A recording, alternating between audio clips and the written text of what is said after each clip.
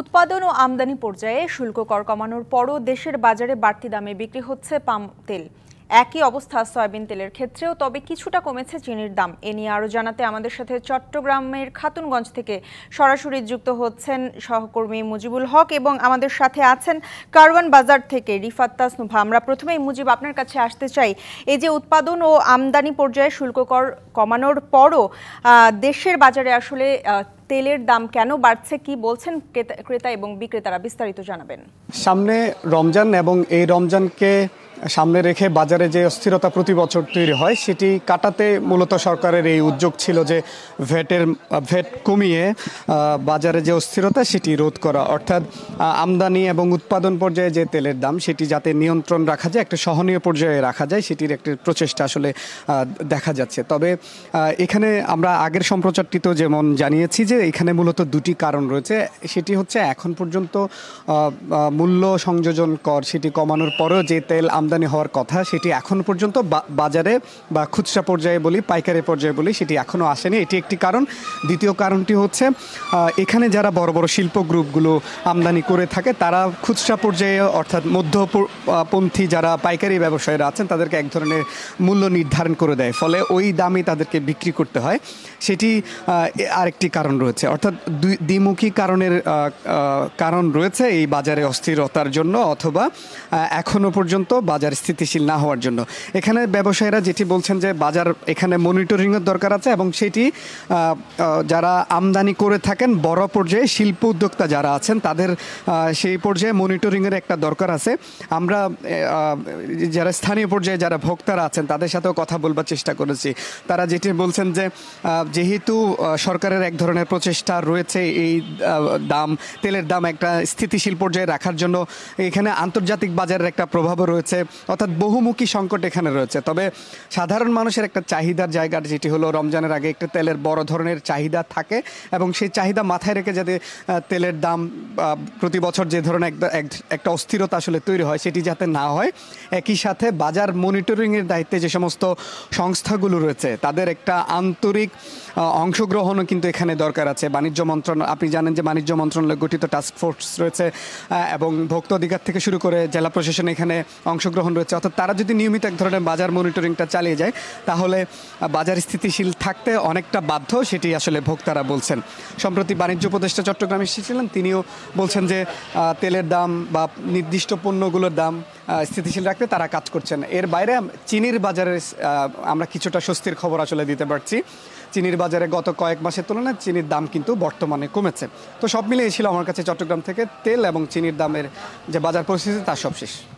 মুজিব, আপনাকে ধন্যবাদ। এদিকে কারওয়ান বাজার থেকে আমাদের সাথে আছেন রিফাত তাসনুভা। রিফাত, আপনার কাছে জানতে চাইবো, আপনি শুনছিলেন আসলে মুজিব বলছিলেন যে বিভিন্ন কারণে আসলে এই যে তেলের দাম কমানো হয়নি এখন পর্যন্ত, তার মধ্যে আছে বাজার মনিটরিংয়ের একটা গাফিলতি।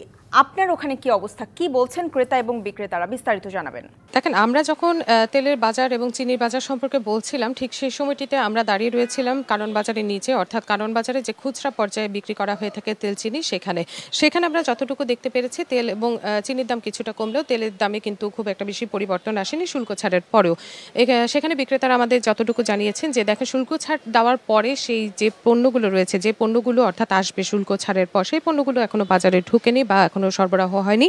সরবরাহ না হওয়ার কারণে সেই দামে খুব একটা বেশি পরিবর্তন হয়নি। কিন্তু বিগত কয়েকদিন ধরেই কিন্তু তেলের বাজার ঊর্ধ্বমুখী এবং তেলের বাজার মানুষকে ভাবাচ্ছে। আমরা এতটুকু দেখেছি যে পাম তেল সেখানে প্রতি কেজিতে বিক্রি হচ্ছে 172 টাকায় এবং যদি বোতলজাত সোয়াবিন তেলের কথা বলে থাকি, সেই বোতলজাত সোয়াবিন তেল 815 টাকায় বিক্রি করা হচ্ছে, অর্থাৎ প্রতি লিটারে প্রায় 5 টাকা করে বোতলজাত সোয়াবিন তেলের দাম বেড়েছে। এবং এখানে পাইকারি পর্যায়ে আমরা যতটুকু দেখেছি এই বোতলজাত সোয়াবিন তেলই এখানে বিক্রি হচ্ছে। পাইকারি যে দর সেটি হচ্ছে পাইকারি দর 800 টাকা এবং বিক্রেতারা জানিয়েছেন সপ্তাহের ব্যবধানে যে কার্টুন রয়েছে সেই কার্টুনের দাম বেড়েছে প্রায় 18 থেকে 20 টাকা করে। এই ছিল কিন্তু তেলের বাজারের খবর। এবং চিনির বাজারের সবশেষ খবর যদি আমি একটু আপনাদেরকে জানিয়ে দিতে চাই, সেক্ষেত্রে বলতে হবে চিনি এখন বিক্রি করা হচ্ছে প্রায় 125 টাকায়, অর্থাৎ প্যাকেটজাত যে চিনিটি রয়েছে সেটি 125 টাকা দরে বিক্রি করা হচ্ছে এবং খোলা চিনির দাম কিছুটা কম থাকলেও আমরা যখন খোলা চিনি কিনতে যেতে হচ্ছে একজন ক্রেতাকে, তাকে কিন্তু সেই মূল্যটি গুনতে হচ্ছে, অর্থাৎ 125 টাকা দিয়ে তাকে সেই চিনির দাম তাদেরকে গুনতে হচ্ছে। লাল চিনির ক্ষেত্রেও আমরা দেখেছি দামে কিছুটা তারতম্য রয়েছে, দাম অর্থাৎ 150 টাকা করে বিক্রি করা হচ্ছে।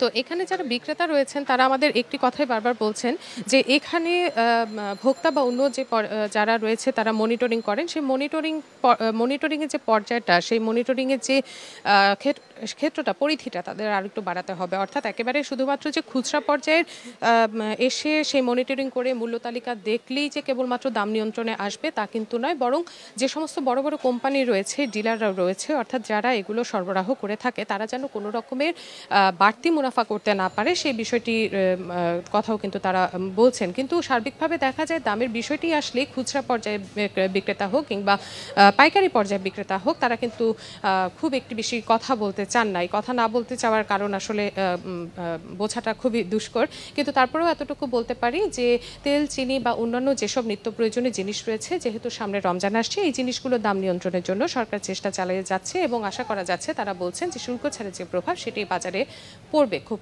শীঘ্রই সেটা পড়বে বলে তারা কিন্তু রিফাত তাসনুভা, আপনাকে অসংখ্য ধন্যবাদ আমাদের সাথে যুক্ত হবার জন্য।